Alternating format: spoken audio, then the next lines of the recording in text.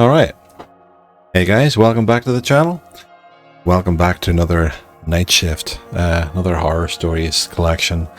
We're doing these each week with Twisted Tales stories and going over some of his and doing them every night for a while, for a week or so. And this one is 3 Nightshift horror stories. I used to work night shifts myself in security, so I always like to hear some of these ones and see what happens. So if you like these kind of reactions and these kinds of content, do like and subscribe. Head over to Twisted Tales, who's full credit to this video, and give him a like and subscribe as well. Give him some love, and let's get into it. Working the night shift as a watchman at the cemetery was a lonely and eerie job, especially on Halloween night. My role was simple: make sure no one entered the cemetery after hours, deter vandals, and keep an eye on the grounds. But this particular Halloween night, the tranquility of the graveyard was shattered, and the events that unfolded still haunt my memories to this day. The cemetery stretched out beneath a starlit sky, tombstones and mausoleums looming like silent sentinels in the moonlight. I had brought a thermos of hot coffee and a stack of books to keep me company, expecting a quiet night. The air was cold and crisp, and the occasional gust of wind rustled the leaves, creating a haunting symphony of sounds. As I sat in my small watchman's shack, sipping coffee and reading by the dim glow of my desk lamp, I couldn't help but feel a sense of unease. The atmosphere seemed charged with an eerie energy, and the stories my grandmother used to tell me about restless spirits and Halloween night came to mind. I brushed off the superstitions, reminding myself that the most action I'd ever seen on this job was the occasional group of rowdy teenagers trying to sneak in. But as the night wore on, the sense of unease deepened. I began to hear strange noises, a soft, mournful wailing like distant cries of grief. I stepped out of the shack to investigate, my flashlight in hand, but the source of the sound remained elusive. The cemetery seemed different in the moonlight, as if the tombstones had rearranged themselves when I wasn't looking. I told myself it was just my imagination, but the nagging feeling that I was not alone lingered. A heavy fog rolled in, obscuring my vision and casting an eerie pallor over the graveyard. I could barely see the nearest row of tombstones, and the night felt unusually dark and foreboding. I returned to the shack, locking the door behind me and taking a swig of my now lukewarm coffee. As I continued to read, the cries outside grew louder, more desperate. I knew I had to investigate once more, my duty as a watchman demanding that I ensure the cemetery's security. I ventured outside, my flashlight cutting through the thick fog. The cries seemed to be coming from a nearby mausoleum. As I approached, the heavy door creaked open, revealing a dark chamber within. The cries emanated from the darkness, echoing off the stone walls. Fear gripped me, but I couldn't ignore the possibility that someone was in distress. I stepped inside, the air growing colder with each passing moment. My flashlight revealed a chamber adorned with ancient urns and marble statues, their solemn expressions casting eerie shadows on the walls. The wailing grew louder, and I could now discern words, an anguished plea for release from a terrible suffering.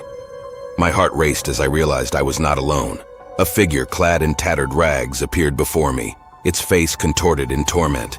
It reached out with bony fingers, its eyes filled with despair. I stumbled backward in horror, the figure's cries growing louder and more desperate.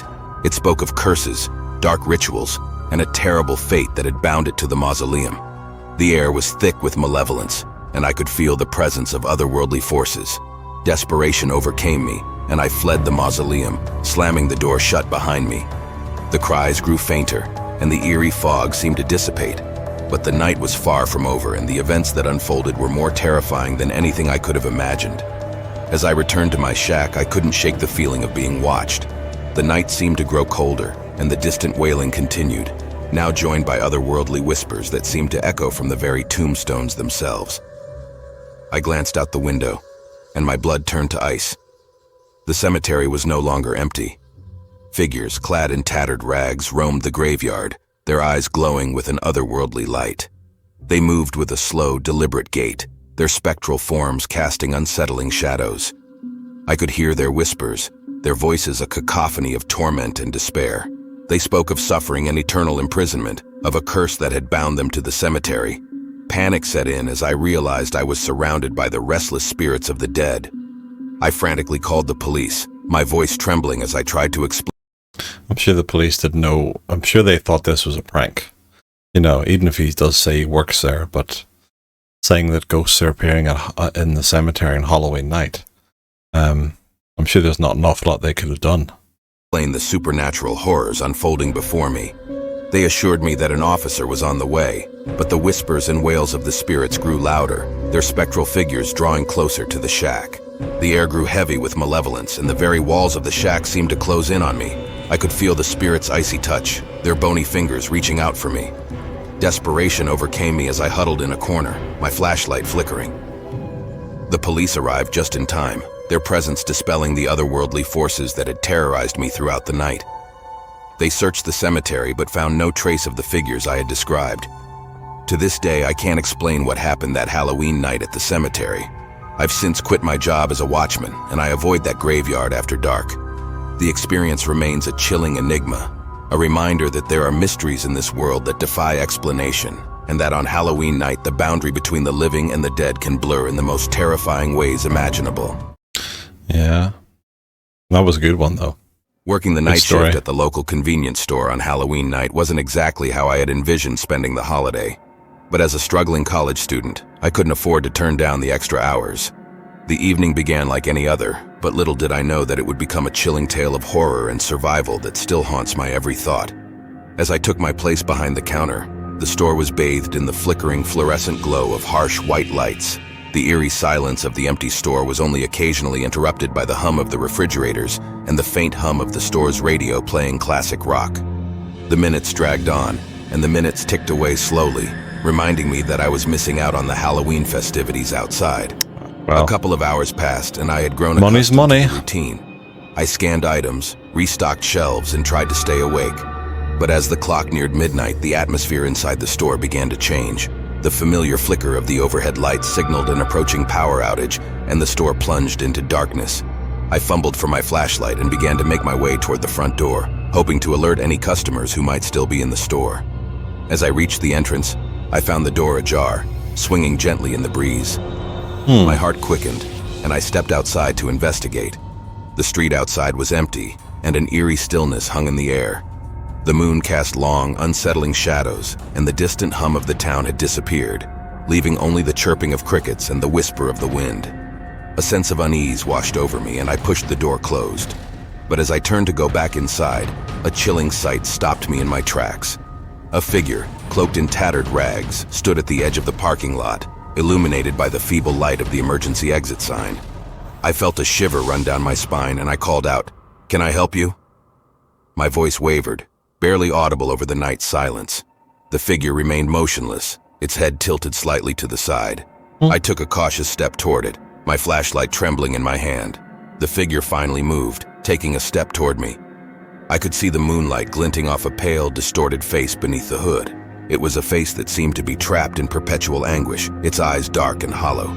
The figure raised a skeletal hand toward me, its fingers long and gnarled. Panicking, I rushed back into the... It's always a skeletal or kind of bony hand with a lot of these different stories over different people who are doing them, but you wonder then if it's an actual manifestation or if it was just something in their imagination. Could be running away with them. Store, locking the door behind me. The fluorescent lights flickered back to life, and I felt a sense of relief wash over me. I told myself it must have been a trick of the darkness, a Halloween prank played by some local kids. Just as I was about to call the police, the phone line went dead. The sense of unease returned, and I couldn't shake the feeling that something was terribly wrong. I decided to remain vigilant, keeping an eye on the security cameras as I continued my work. As the hours passed, I became increasingly aware of strange occurrences within the store. The shelves seemed to rearrange themselves when I wasn't looking, and items would disappear, only to reappear in unexpected places. I could hear faint whispers in the aisles, barely audible but unmistakably present. The radio, which had been playing classic rock, began to emit a series of distorted, otherworldly sounds. The voices grew louder, their words incomprehensible. Panic welled up inside me, and I couldn't shake the feeling that I was being watched, that something unseen lurked in the shadows of the store. I turned off the radio and reached for my flashlight, determined to investigate. The fluorescent lights overhead flickered again, plunging the store into momentary darkness. In the dim light of my flashlight, I saw them, twisted, ghostly figures, clad in rags, their faces twisted in agony.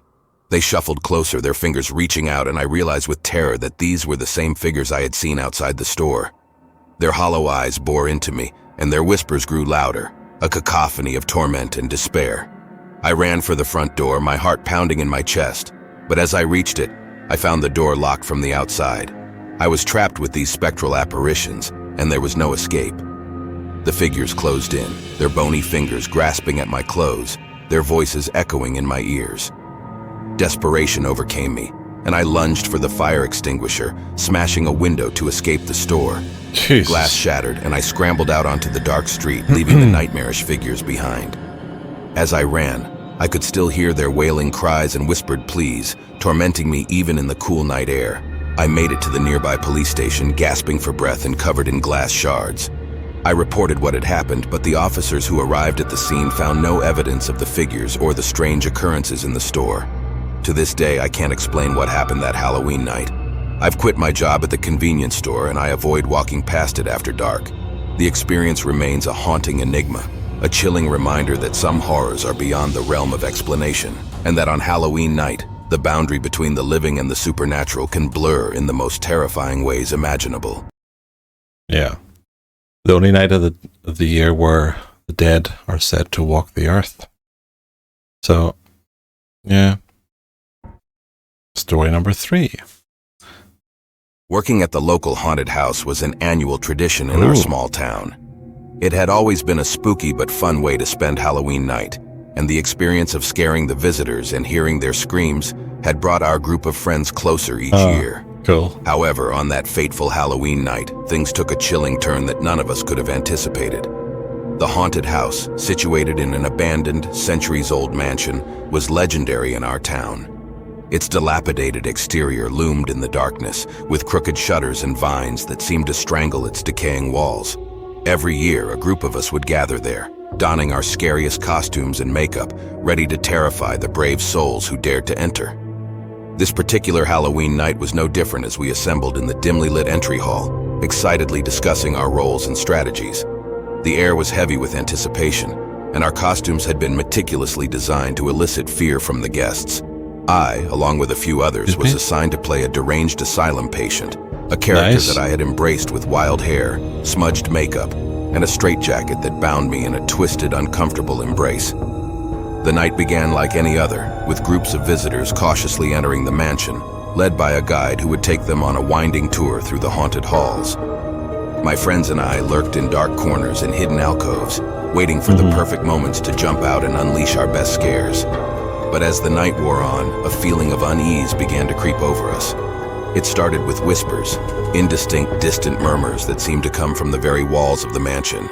We dismissed them as the product of an overactive imagination, chalking it up to the spooky atmosphere and the adrenaline of the night. As I hid in my assigned spot, waiting for the next group of visitors to pass, I noticed something odd. The hallway I was in seemed to shift and warp, the walls closing in on me as if the very architecture of the mansion were alive. I struggled to breathe, my straitjacket tightening around me, constricting my movements. Panic set in as I realized I couldn't free myself. My friends jumped out at the group that passed by, screams and laughter echoing through the mansion. But as I struggled to break free from the straitjacket, a sense of isolation settled in. The distant whispers grew louder, their words now distinct. They spoke of madness, confinement, and unspeakable horrors.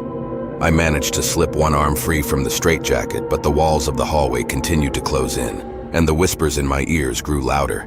The very air seemed to vibrate with malevolent energy. I called out to my friends, but my voice was swallowed by the oppressive silence. Desperation overcame me, and I tore at the straitjacket, my movements frantic and wild.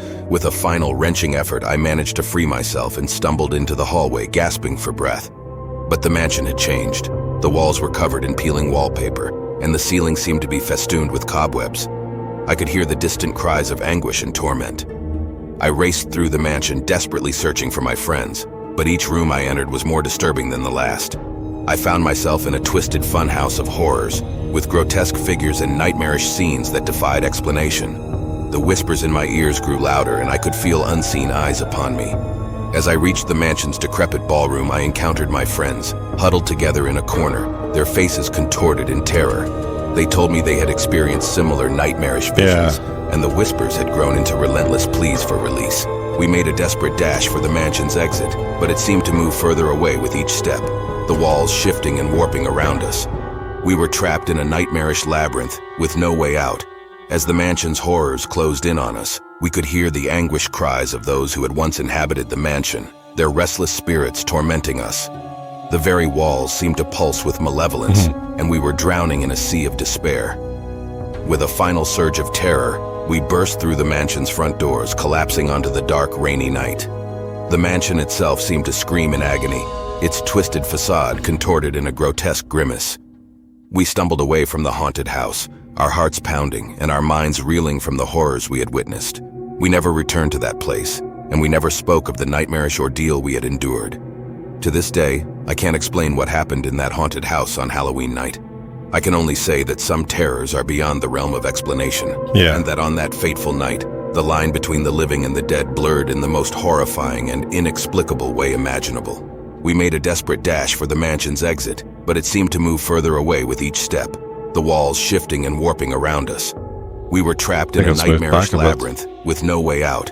As the mansion's horrors closed in on us, we could hear the anguished cries of those who had once inhabited the mansion, their restless spirits tormenting us.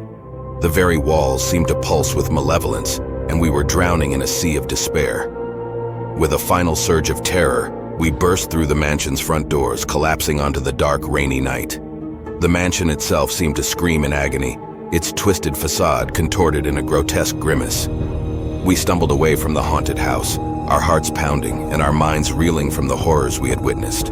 We never returned to that place, and we never spoke of the nightmarish ordeal we had endured.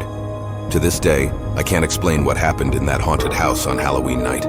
I can only say that some terrors are beyond the realm of explanation, and that on that fateful night, the line between the living and the dead blurred in the most horrifying and inexplicable way imaginable. Yeah, I think that last part just duplicated itself, so... but yeah, that was very good. The cemetery one, I think the first one was quite good. That was very good.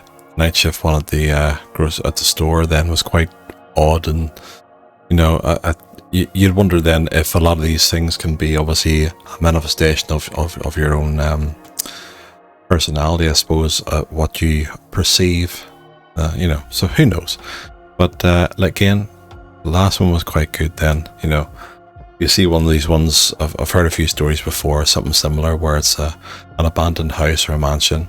Local kids would use it as a place for their Halloween pranks every year, where people come in and they try to scare them, and you know, things go well, but this one year just seems to go haywire for them, because if the building itself becomes alive and scares them in the most creepiest way possible, to the point where they think it's not worth going back into that house again.